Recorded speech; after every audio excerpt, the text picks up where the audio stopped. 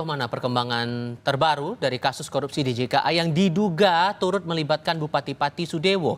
Kita dengarkan laporan langsung dari jurnalis Kompas TV Triksi Valencia dan Arif Rahman langsung dari Gedung Merah Putih KPK Jakarta Selatan. Sejauh mana sebetulnya KPK mengusut peran dari Sudewo ini? Apakah sudah kelihatan benang merahnya dari kasus ini?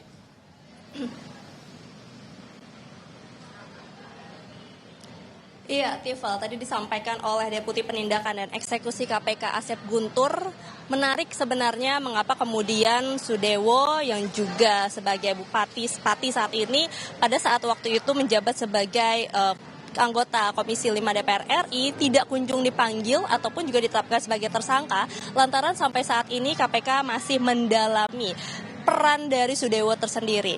Jadi kalau misalnya pada waktu persidangan di Semarang tahun 2023 lalu, Sudewo ini menerima komitmen fee itu hanya dalam satu proyek. Nah, tadi disampaikan oleh Asep Guntur bahwa nampaknya Sudewo ini tidak hanya terlibat dalam satu proyek saja. Jadi ada proyek-proyek lainnya yang saat ini masih didalami oleh tim penyidik dari KPK. Nah, maka dari itu, jika memang satu orang yang bermain dalam berbagai proyek, ini dikumpulkan terlebih dahulu keterangannya, bukti-buktinya, kemudian juga penguatan dari keterangan-keterangan saksi maupun juga dari penuturan-penuturan fakta-fakta dari persidangan maupun juga BAP-BAP lainnya, barulah nanti ketika memang sudah kuat dipanggil untuk kemudian bisa dimintai keterangan, klarifikasi maupun juga diberitahukan terkait dengan statusnya. Jadi kalau pada saat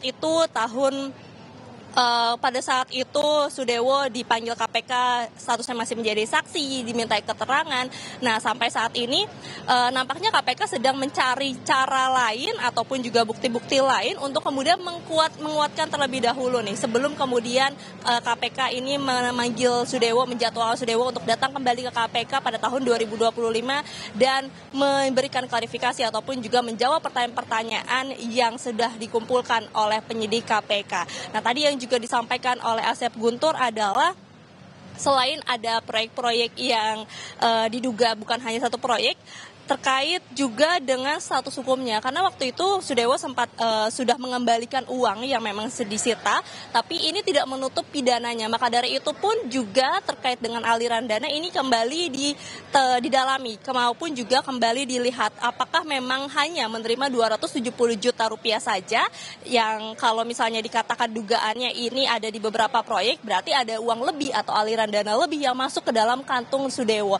Nah, inilah yang kemudian juga masih didalami ataupun juga ditelusuri oleh penyidik KPK, Tifal. Maka dari itu menarik kita nantikan apakah kemudian KPK ini berhasil mendapatkan bukti-bukti ataupun juga keterangan yang berujung ataupun juga akhirnya menjadwalkan Sudewo untuk datang ke KPK memberikan klarifikasi. Nah, kalau kita misalnya melihat juga dalam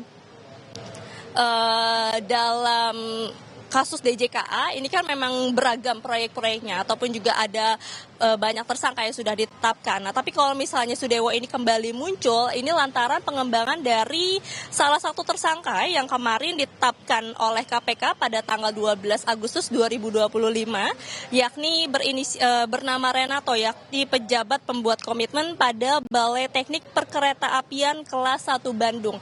Dari situlah kemudian KPK ini mengembangkan dan kembali menarik ataupun juga menyeret nama Sudewo yang kala itu menjadi anggota DPR RI Komisi 5. Nah, maka dari itu juga yang akan dikejar lagi adalah saksi-saksi maupun juga keterangan-keterangan dari pihak lainnya yang masih dibutuhkan oleh penyidik KPK untuk kemudian bisa memperkuat dari kasus-kasus DJKA. Jadi masih ada kemungkinan lainnya, Tifal, apakah akan ada tersangka baru, apakah ada saksi-saksi ataupun juga nama-nama yang nanti akan dipanggil oleh KPK untuk menjelaskan terkait dengan dugaan korupsi di proyek jalur kereta api yang dikerjakan oleh Direktur Jenderal Perkeretaapian Kementerian Perhubungan.